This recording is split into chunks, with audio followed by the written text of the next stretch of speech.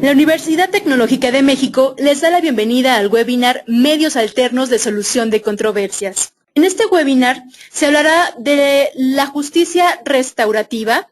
La justicia restaurativa es un proceso en el que las partes involucradas en un delito determinan de manera colectiva las formas en que habrán de manejar sus consecuencias e implicaciones. Es una respuesta evolucionada al crimen que respeta la dignidad y la equidad de cada persona, construyendo comprensión y promoviendo la armonía social a través de un proceso de sanación de las víctimas, los ofensores y la comunidad.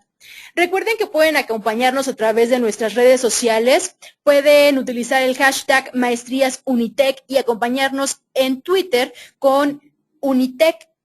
Este webinar les interesa si son estudiantes de ciencias jurídicas y sociales, si quieres estar actualizado en tus conocimientos sobre las repercusiones de las reformas al texto constitucional en el 2008 y 2011, si quieren conocer los medios alternativos de solución de controversias, o bien si quieren profundizar su conocimiento sobre la justicia restaurativa. Aprenderán qué son los medios alternativos de solución de controversias, el tránsito de la justicia retributiva a la justicia restaurativa en cambio de paradigma. Y para abordar el tema del día de hoy se encuentra con nosotros la doctora Edwina Almada, es docente aquí en la Unitec, en la maestría de Derecho, tiene una experiencia de más de 25 años y la pueden contactar en su correo electrónico que es edwinaalmada@gmail.com, correo que pueden observar ustedes en su pantalla. Muchas gracias por acompañarnos, profesora. Adelante. Bien, pues empecemos con la pregunta. ¿Por qué es necesario un cambio de paradigma? He de decirles que a lo largo de esta ponencia vamos a presentar algunos planteamientos a partir de los cuales se pretende dar respuesta a esta pregunta. De hecho, permítanme iniciar con la cita obligada.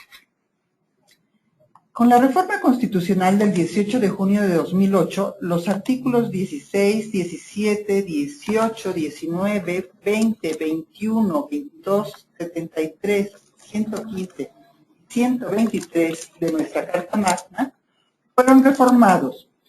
Con ello, se transforma nuestro sistema de impartición de justicia penal, dando un giro de 360 grados. Ya que a partir de esta reforma se plantea la implementación del sistema procesal penal acusatorio en sustitución del sistema procesal penal inquisitivo. Aquí es pertinente hacer mención de algunos antecedentes que sin duda fueron determinantes para la transformación en cuestión. El sistema procesal penal de corte inquisitivo se distingue por varias características que mencionaremos a continuación. Es un proceso escrito casi en su totalidad. El hermetismo en el manejo de la información durante la investigación previa. Un juez que delega funciones y que por ende está ausente en el devenir del proceso. Y las partes y las pruebas se comunican y conocen por los escritos que los litigantes presentan. Este sistema no cuenta con la confianza de la sociedad debido a que no ha podido responder a sus exigencias de seguridad y justicia. Es así que hemos de reconocer que en la actualidad las instituciones que se encargan de la procuración e impartición de justicia enfrentan una grave crisis de credibilidad. Esto se puede atribuir a muy diversos factores, tales como los altos índices de delincuencia, la multiplicidad de trámites burocráticos para acceder al sistema judicial, los procesos penales demasiado largos y los altos costos, tanto en tiempo como en recursos económicos, para tener acceso a la justicia. Cabe resaltar que el reclamo social de una justicia pronta y expedita ha sido desatendido. Esto encuentra justificación, aunque de manera parcial, en la excesiva carga de trabajo que tienen los órganos jurisdiccionales, que se explica también desde la perspectiva del proceso penal inquisitivo, al conocer la complejidad y duración de los procesos que deben seguir los asuntos en materia penal.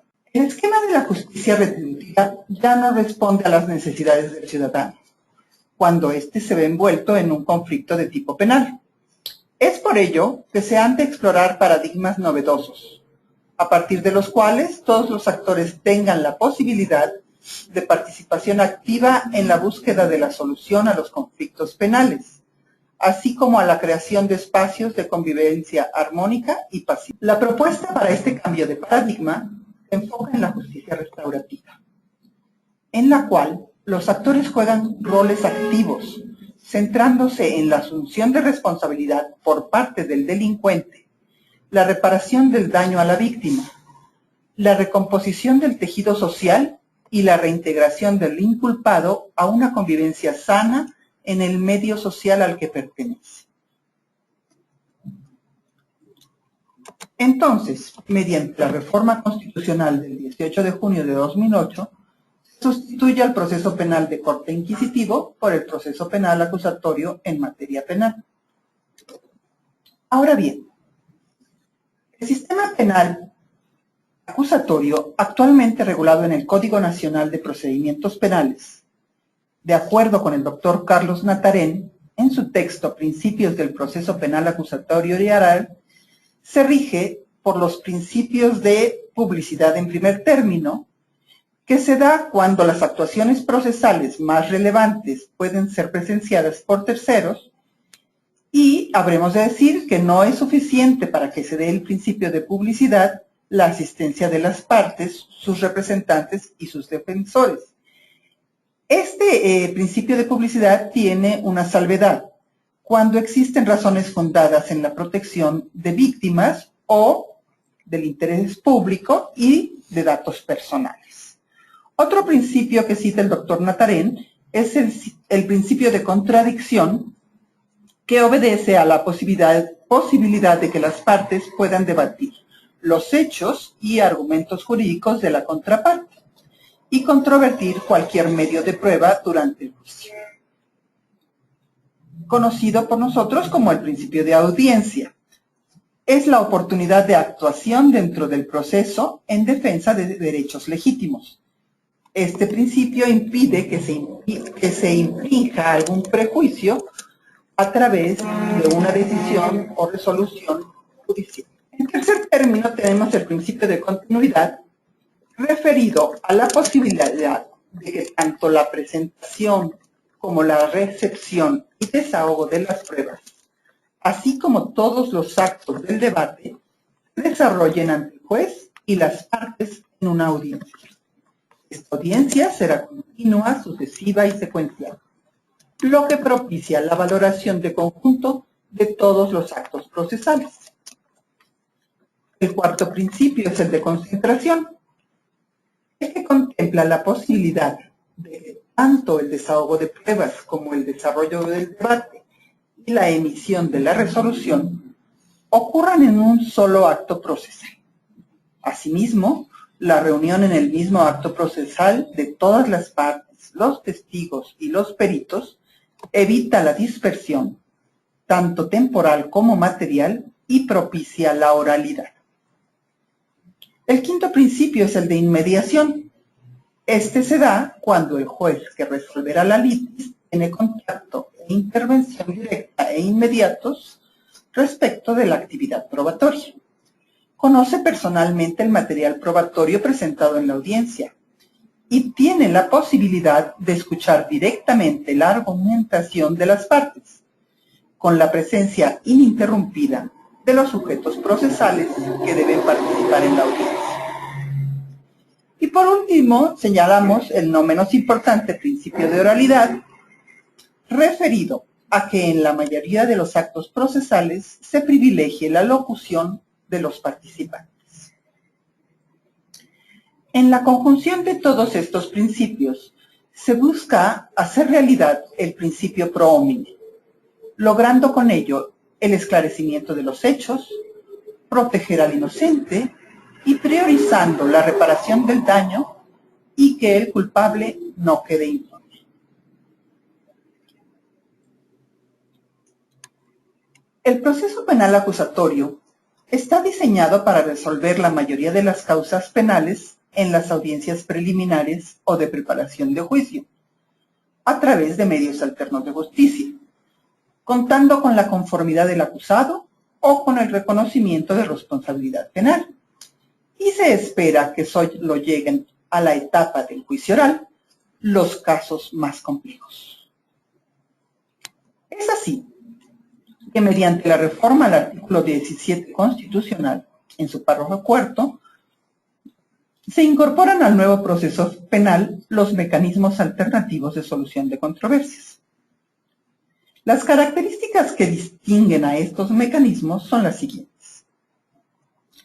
En primer término, las principales partes involucradas en el hecho delictivo, esto es, agresor y víctima, son las que de motu propio proponen y adoptan la solución a su conflicto.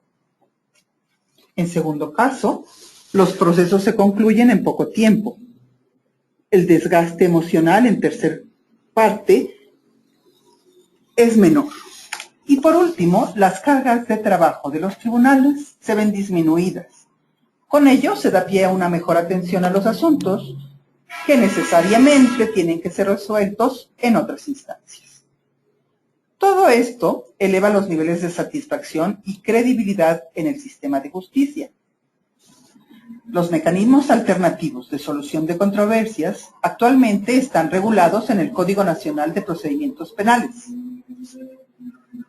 Este código los divide en dos tipos. El primero de ellos se refiere a las soluciones alternas, entre las que se incluye a los acuerdos reparatorios que se derivan de los procesos de conciliación y mediación. El segundo de ellos es la suspensión condicional a proceso. Y el segundo tipo que regula nuestro Código Nacional de Procedimientos Penales es el denominado formas de terminación anticipada, que incluye al procedimiento abreviado. Para tener la posibilidad de acceder a los mecanismos alternos de solución de controversias, el Código Nacional prevé la satisfacción de los criterios de oportunidad, que son aquellos requisitos que el propio Código señala para que las partes se puedan beneficiar de estos medios alternos. Podemos citar entre estos criterios el consentimiento de las partes, la cuantía, la gravedad del delito, la reparación del daño, entre otros.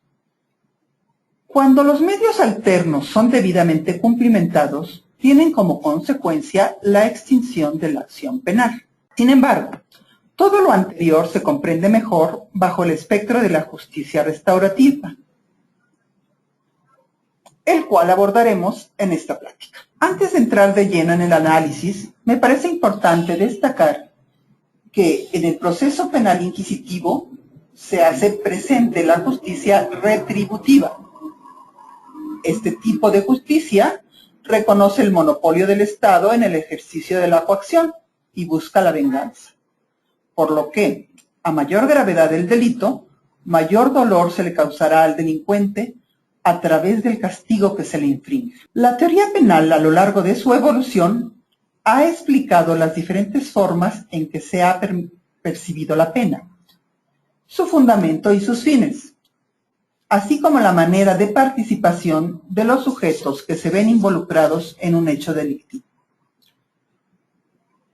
Siguiendo a la magistrada Emma Mesa Fonseca en su ensayo Hacia una justicia restaurativa en México, veamos los diferentes modelos que se han utilizado en nuestro país.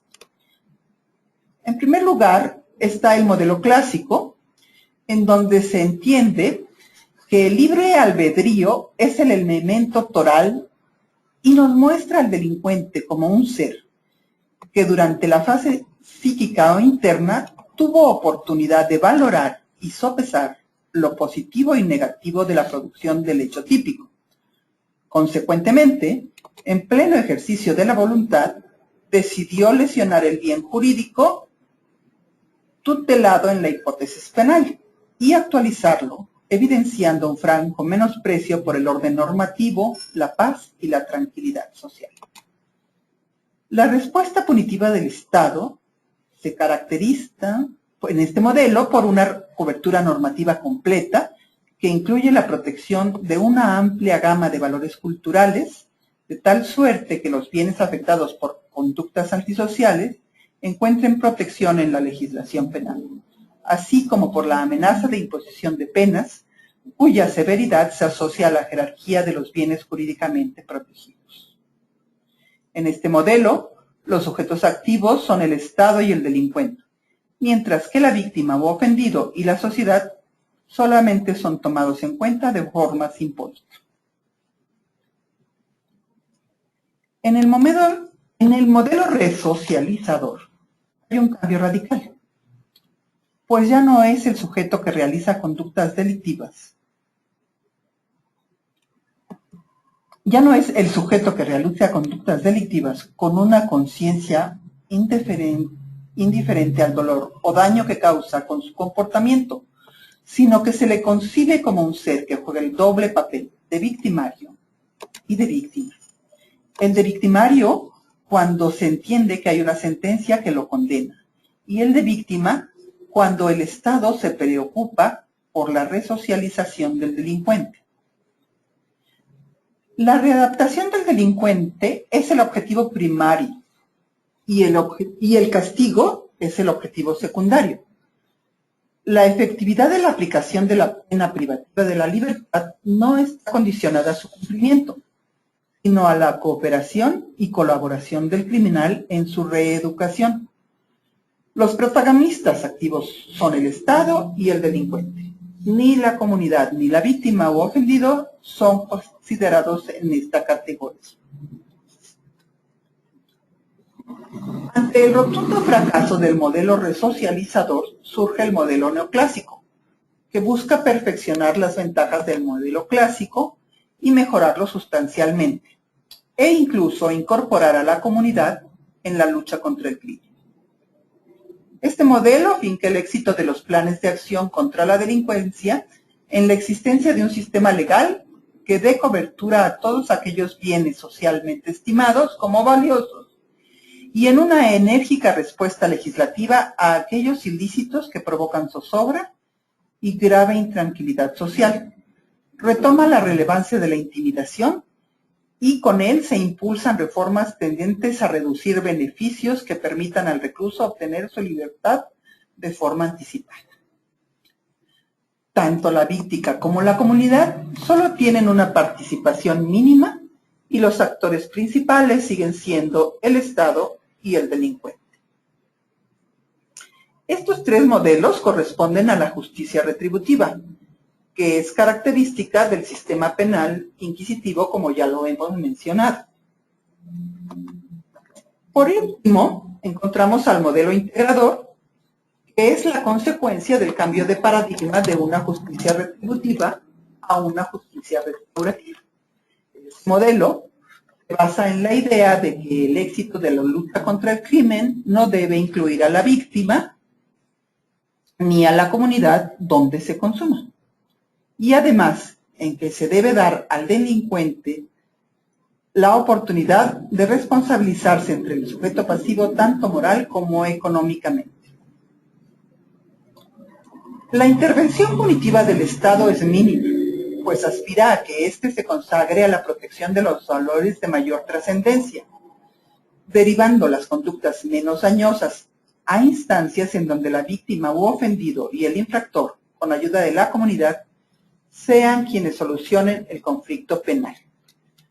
Flexibiliza los procedimientos y permite que figuras jurídicas como la mediación y la conciliación coadyuven y respondan a las expectativas de las partes implicadas en el problema criminal.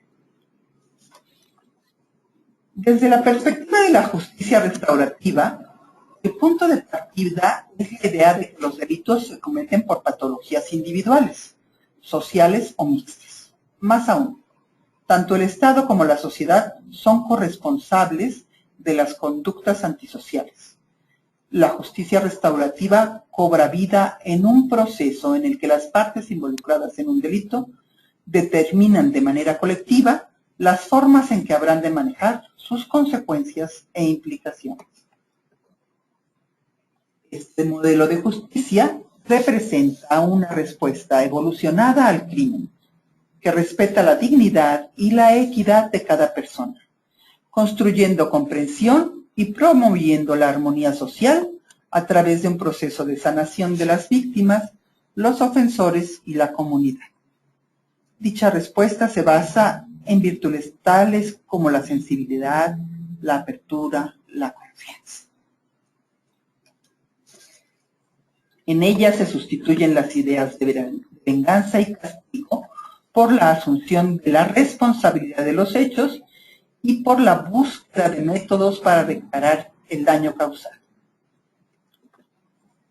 El proceso de restauración busca habilitar a las víctimas, al infractor y a los miembros afectados de la comunidad para que participen directa y activamente en la respuesta del delito, con la vista puesta en la reparación del daño y la paz social. Uno de los postulados que fundamentan a la justicia restaurativa sostiene que el delito perjudica a las personas y sus relaciones y que la justicia necesita la mayor subsanación del daño posible. La premisa que sostiene este postulado es la denominada de las 3 R's: responsabilidad, restauración y reintegración. La primera de ellas, la responsabilidad, pretende que el infractor asuma la responsabilidad por los actos realizados y los daños causados. La segunda, la restauración, tiene en cuenta que tanto la víctima como la sociedad han de superar la posición de dañados. Y por último, la reintegración sostiene que el infractor necesita restablecer sus vínculos con la sociedad y ésta lo necesita a él como uno de sus miembros. Entonces, tenemos que el acto delictivo afecta a las personas. De esta afectación surgen diversas necesidades que exigen respuestas. La respuesta más holística es la restaurativa. Para fundamentar este postulado, los teóricos Ted Watchell y Paul McCall se aproximan a 3 modelos conceptuales que vamos a analizar a continuación. Los 3 modelos son la ventana de la disciplina social y sus enfoques, el segundo, la función de las partes interesadas, y el último de ellos, la tipología de las prácticas restaurativas. La primera de las concepciones, denominada la ventana de la disciplina social y sus enfoques, los autores Watchell y McCall proponen: toda persona en una posición de autoridad tiene diferentes opciones para mantener la disciplina. Ahora bien, los parámetros que determinan los diferentes estadios de esta ventana son, por un lado, el control, cuyos fines pueden ser imponer límites o ejercer influencia. Y por el otro, el apoyo que la autoridad puede ofrecer y que tiene como objetivos enseñar, estimular o asistir. Basados en estos 2 parámetros, los autores nos proponen 4 estadios en la ventana: el punitivo, el permisivo, el negligente y el restaurativo. En el estadio punitivo, vamos a observar que se ejerce por la autoridad un control alto y se brinda un apoyo bajo. Al sujeto que delinque se le amonesta o castiga. Este tiene una conducta poco reflexiva y muy poco activa. Tiene como consecuencia este modelo, este estadio, la estigmatización del delincuente. En el estadio negligente se ejerce un control bajo y la autoridad también brinda un apoyo bajo. Se percibe indiferencia y pasividad respecto de las conductas delictivas. Por parte de la sociedad surgen el cansancio, el hastío, el enojo, y todo esto puede desembocar en crisis sociales. El tercer estadio, el permisivo, es en el que se ejerce un control bajo y un apoyo alto. La autoridad hace todo por el delincuente, pidiéndole muy poco a cambio, Con esto se llega a la protección del delincuente y a restarle responsabilidad sobre sus actos. De ahí que la ciudadanía está saciada y cansada y también puede llevar a desembocar en crisis sociales. Por último, está la propuesta del estadio restaurativo, en el cual se observa que la autoridad ejerce un control alto y también brinda un apoyo alto. Desde aquí se percibe que existe un compromiso con el delincuente y otras personas. Se fomenta una participación activa y reflexiva de su parte y se invita a todas las personas afectadas por el delito a participar directamente en el proceso de subsanación y de aceptación de responsabilidad. Se aprecia que en este estadio se confrontan y desaprueban las conductas delictivas y se ratifica al ser humano. En la segunda teoría conceptual, llamada la función de las partes interesadas, nos situamos ante dos tipos de partes interesadas ante el delito. Las partes primarias, que son aquellas personas más afectadas por el delito y que tienen intercambios emocionales significativos. Entre ellos están el delincuente, la víctima y sus familias. Las personas interesadas secundarias son aquellas que son afectadas en menor grado por el delito y que participan en la construcción de los acuerdos para la toma de decisiones respecto de las secuelas del delito. Estas suelen ser la comunidad y las instituciones, tanto privadas como gubernamentales. Una vez identificadas las partes interesadas, con el objetivo de reconocer sus funciones, los autores establecen relaciones entre el daño ocasionado por el delito, que nos dicen será directo para las partes interesadas primarias, e indirecto para las partes interesadas secundarias, y las necesidades que cada parte interesada tiene. Estas necesidades, dicen los autores, surgen a partir del delito en cuestión y son denominadas específicas en el caso de las partes interesadas primarias y colectivas para las partes interesadas secundarias. Otra relación se establece con las respuestas restaurativas que son necesarias para satisfacer dichas necesidades.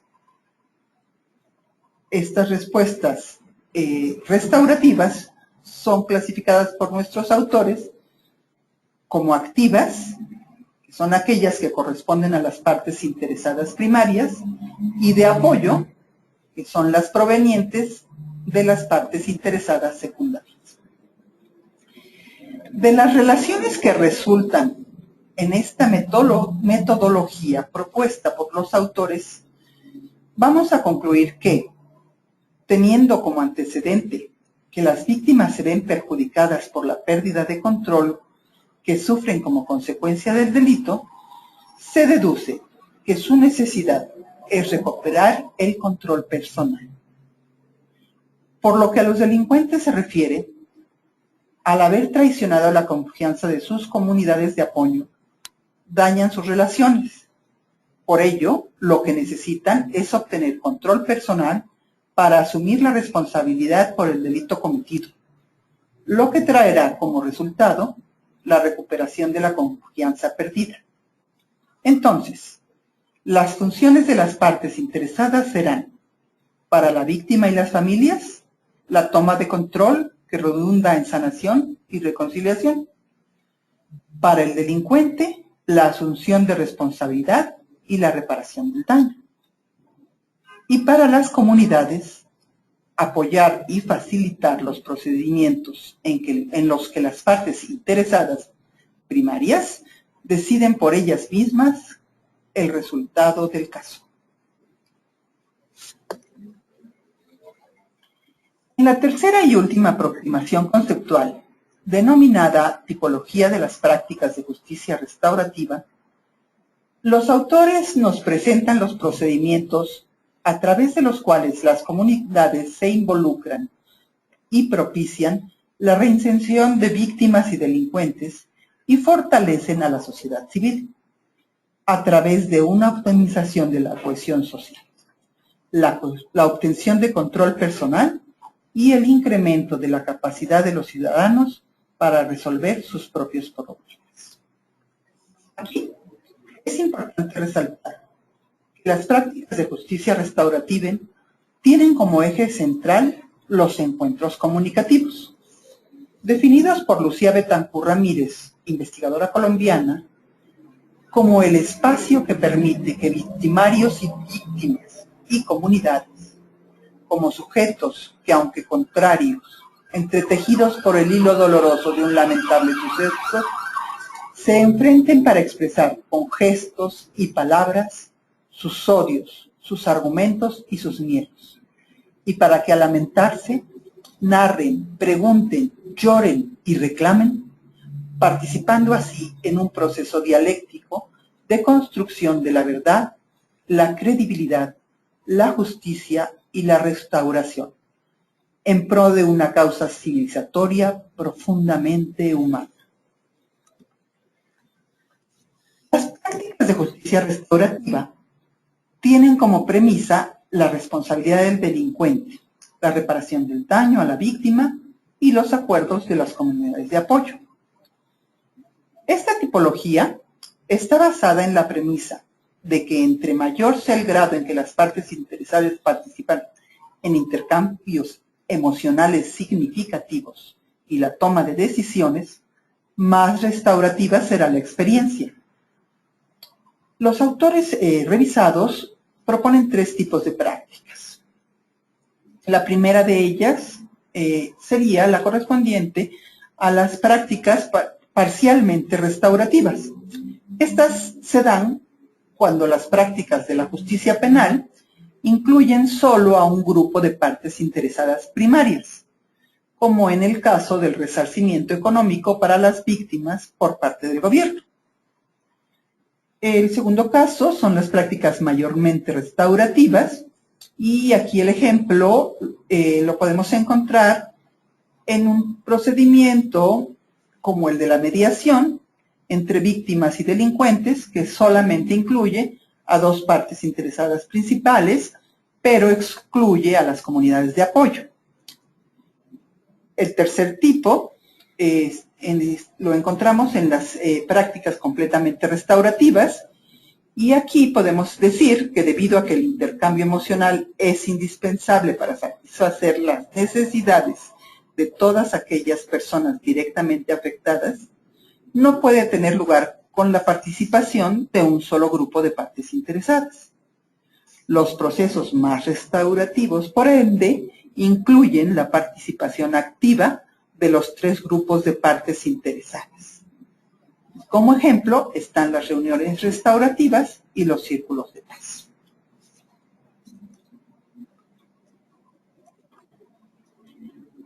La justicia restaurativa como nuevo paradigma ha sido implementada en los contextos en que la violencia ha permeado la vida de las comunidades, con las secuelas que esto implica. Esta ilustración nos presenta la propuesta de la investigadora colombiana Marta Lucía Betancur Ramírez para la implementación de un proyecto de justicia restaurativa en el contexto de la violencia vivida en el país sudamericano ante las acciones de las Fuerzas Armadas Revolucionarias de Colombia.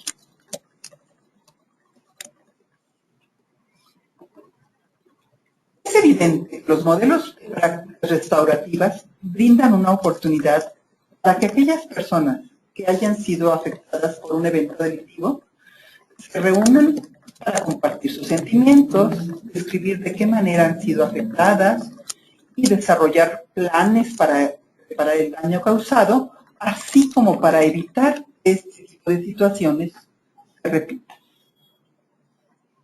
Se hace necesario destacar la importancia de que en la implementación de este nuevo sistema de justicia, tanto sociedad como autoridades hagamos un compromiso conjunto.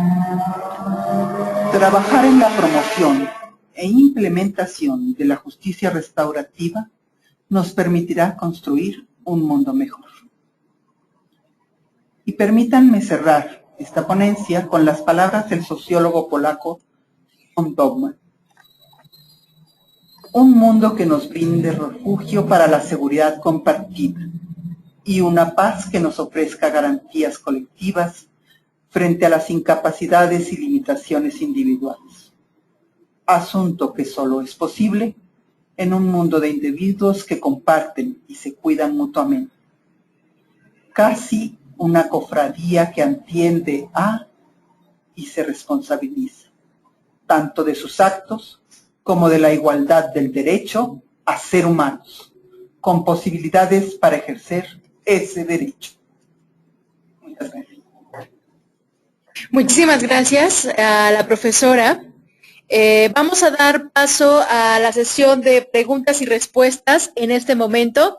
Recuerden, si tienen alguna duda o comentario, pueden hacerlo a través del chat respecto al tema que ha impartido el día de hoy la maestra Edwina, es medios alternos de solución de controversias. Les recordamos el correo electrónico edwina@gmail.com. Lo pueden observar ahorita en este momento en su pantalla. El que quiera comunicarse ya más personalmente con la profesora y resolver algunas dudas, ella con gusto los va a atender a través de su correo electrónico. Bernardo nos dice, la justicia restaurativa también comprende de los actos negligentes realizados por funcionarios públicos, tales como omisiones o infracciones al debido proceso, cuando se deja en libertad a un individuo por deficiencias o abusos procesales, supongo que es pregunta. ¿Cómo restaura la justicia estos eventos? A ver, mira, la justicia restaurativa es una propuesta a través de la cual se nos abre el mundo de los medios alternos. Cuando estamos hablando de medios alternos, estamos hablando de la posibilidad de encuentros restaurativos. Esto quiere decir que estamos hablando de la posibilidad de un encuentro entre víctima y victimario, ¿sí? En el caso que tú nos estás planteando, estás hablando de situaciones en las cuales las autoridades, a través de sus resoluciones, causan un perjuicio al ciudadano. Entiendo que es así. En este sentido, pues se hace de cualquier manera el inicio del proceso y como lo cité al inicio de la plática, los asuntos que son viables para cuestiones de utilizar los medios alternos tienen que ver con los criterios de oportunidad. Estos criterios de oportunidad, por supuesto, están relacionados con la cuantía, con la gravedad del delito y, por supuesto, con las posibilidades de que los involucrados en el hecho delictivo quieran participar en este tipo de justicia.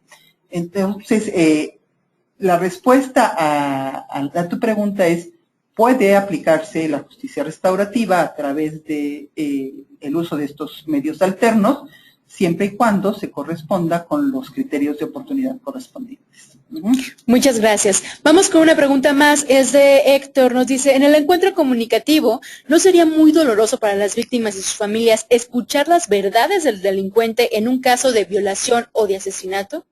Sí, la respuesta de bote pronto es sí. Es doloroso. Estos procesos son sanadores y deben de estar acompañados por expertos, algo muy importante en estas situaciones.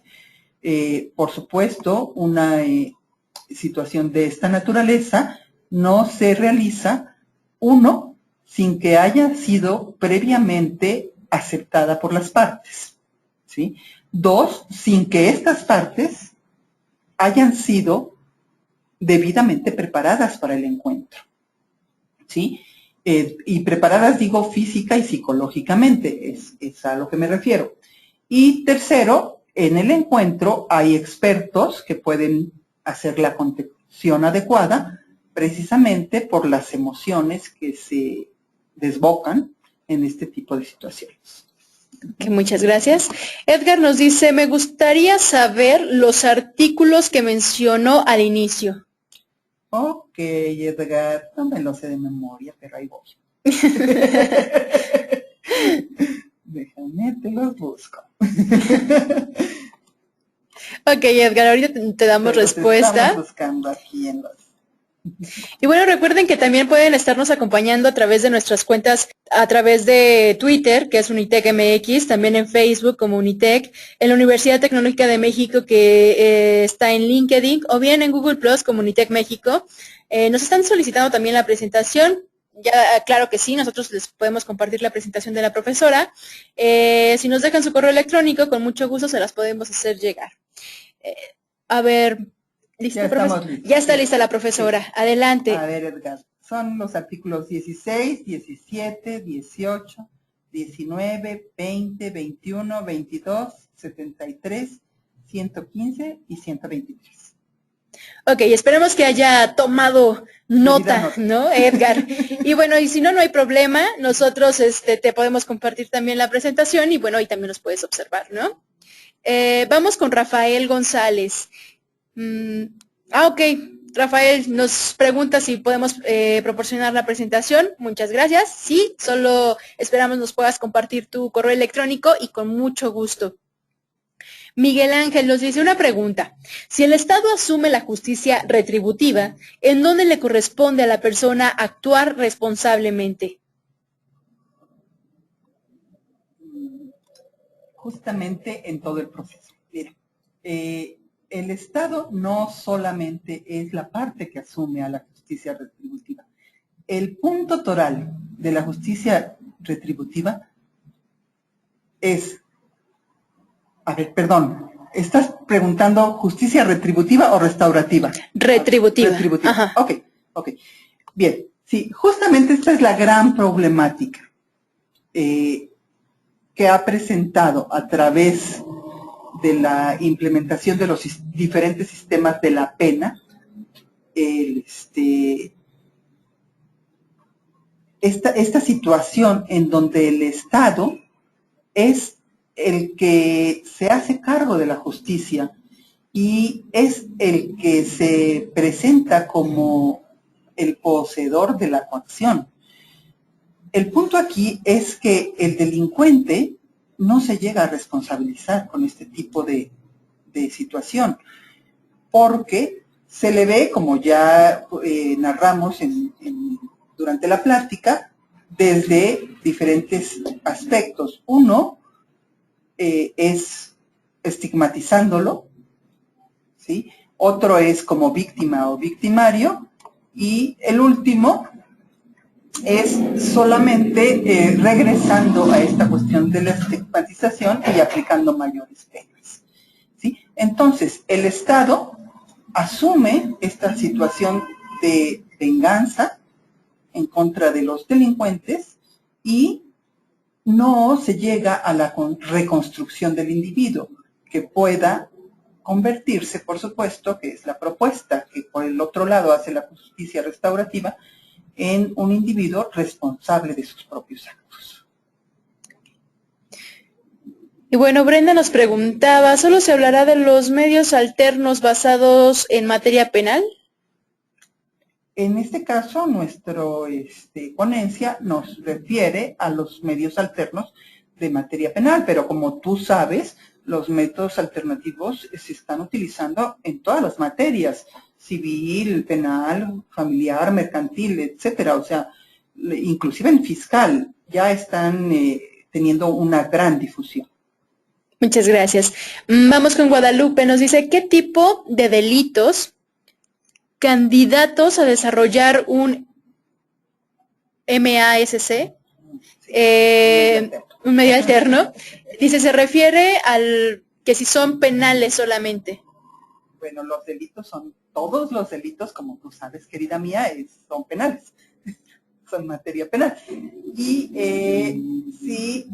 mira, te podría yo sugerir que consultaras con el Código Nacional de Procedimientos Penales en lo que corresponde a artículos relativos tanto al procedimiento abreviado como a los otros dos medios alternos, para que en ellos veas cuáles particularmente están incluidos. Como ya lo mencioné en una ocasión anterior, tienen que ver con la cuantía, con la gravedad del delito y están de alguna manera circunscritos a este tipo de características y señaladas estos requisitos por los artículos correspondientes a los medios alternos en nuestro Código Nacional de Procedimientos Penales. Gracias. Y también gracias a Rafael, ya tenemos aquí tu correo, muchas gracias. Diana nos dice, en los casos de violación y homicidio, ¿cómo se daría la justicia restaurativa? Mira, como ya lo comenté hace un momento, la justicia restaurativa está pensada para delitos no graves, ¿sí? En principio. En cuanto a lo que se refiere a los medios alternos. Pero en la situación de este tipo de delitos que tú nos estás comentando, que son delitos graves, en lo que ayuda a la justicia restaurativa y en lo que puede reconstruir es justamente al propiciar estos encuentros restaurativos entre la víctima y el victimario para que se escuchen mutuamente y entiendan sus razones, cada uno presente sus posturas, sus ideas, lloren, se enojen, externen todas sus emociones y sentimientos y a través de este proceso sanen toda la situación de daño causado a uno y a otro por el hecho delictivo. Esta situación de la que yo te estoy hablando, como ya lo dije, tiene que ver con toda una preparación psicológica entre las dos partes, ¿sí? No se da sin antes haber hecho este trabajo previo. Entonces, aquí la propuesta es justamente ese encuentro en donde las partes puedan verse y escucharse, estar presentes de cuerpo completo. Y otra situación importantísima ahí es que no solamente las partes sean las que acudan a este tipo de encuentros, sino que la sociedad en su conjunto comparta las experiencias para de alguna manera hacer la contención adecuada y también para corresponsabilizarse de la situación que el delito ha dejado como secuela. Muchas gracias. Y Miguel Ángel, como lo mencionamos hace un momento, puedes dejarnos tu correo electrónico y te mandamos la presentación. Bernardo, Eduardo y Daniel, gracias, ya tenemos su correo electrónico.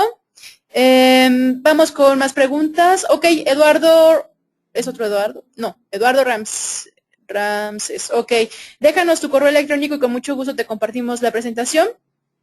Dice un comentario de Héctor Ignacio, si está bien en la teoría, pero realmente en la práctica sucede que estén presentes personas con los estudios suficientes y la preparación de las víctimas para el encuentro comunicativo.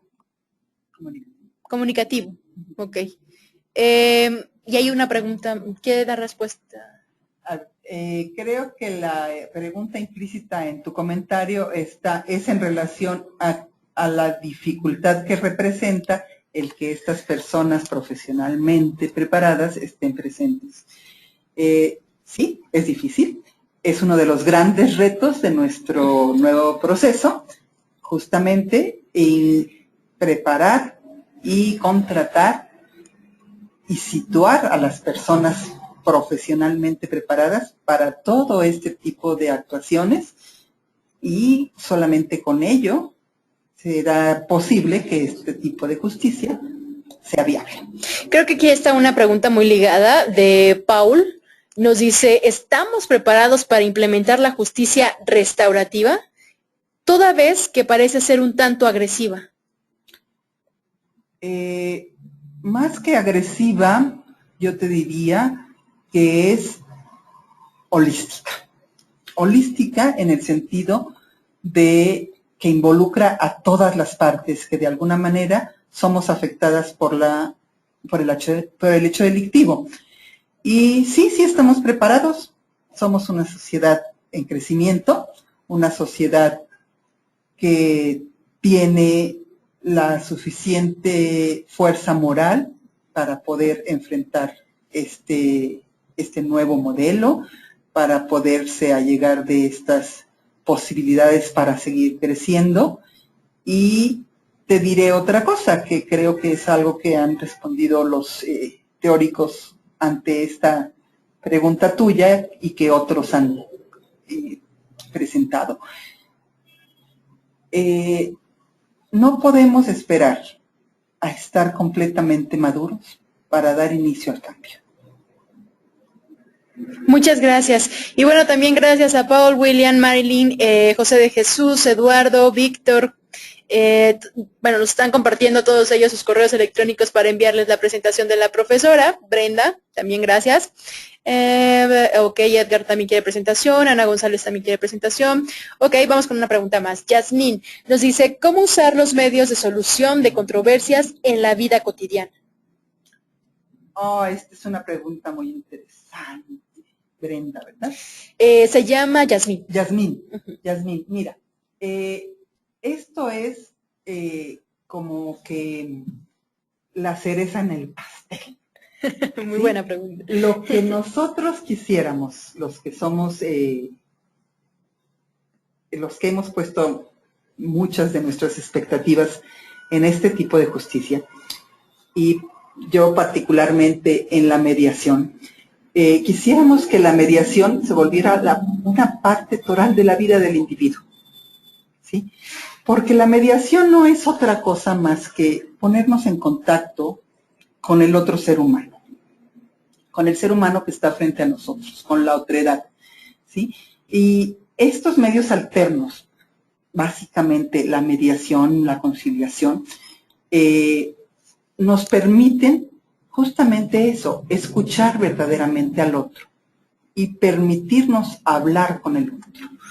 Desde ahí podemos entender las razones, a lo mejor no justificarlas, pero sí entenderlas y seguir adelante, sanar, que básicamente es una de las grandes problemáticas por las cuales muchas veces los conflictos no se solucionan y permanecen ahí.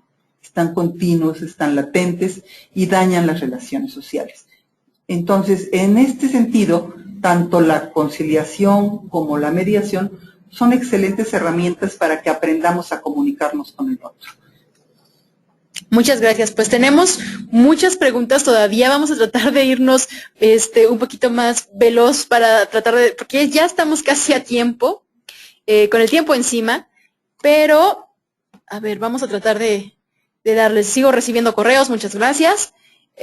Buenas noches. ¿Hasta qué etapa procesal de un juicio oral penal se puede solicitar la justicia restaurativa? Gracias y muy buena ponencia, nos dice Ivonne Yáñez. Gracias, Ivonne, por tu comentario. Mira, la etapa ante la cual podemos todavía presentar esta solicitud, ya sea el Ministerio Público o los defensores, esta solicitud de hacer valer un medio alternativo, es la etapa previa al juicio oral. En toda la etapa anterior, esta solicitud se puede presentar y el juez puede concedernos el uso de este medio alterno. ¿Okay? Muchas gracias. Vamos con una pregunta de Rafael. Dice, ¿en todos los estados ya se están aplicando los medios alternos? Prácticamente en todos. Hay, si no mal recuerdo, 2 de ellos. No te quiero mentir, no quiero ser imprecisa, no te doy los nombres de los estados, pero están prácticamente implementados en toda la República. 2 son los estados que todavía no tienen ley de justicia alternativa y que no tienen tampoco una sede para este tipo de eventos. Muchas gracias. Bernardo nos dice, entonces siempre los medios alternos son basados en el principio de autonomía de la voluntad. Sí, siempre. Es el principio sine qua non. Sin que no haya sin haber autonomía de voluntad, no puede darse el medio alterno. En el medio de la delincuencia organizada, ¿cómo son los medios alternativos? Acuérdate que los delitos correspondientes a delincuencia organizada son delitos graves. Entonces, en ellos no se llevan a cabo estos medios. Sí, recuerda, cuantía menor, gravedad menor.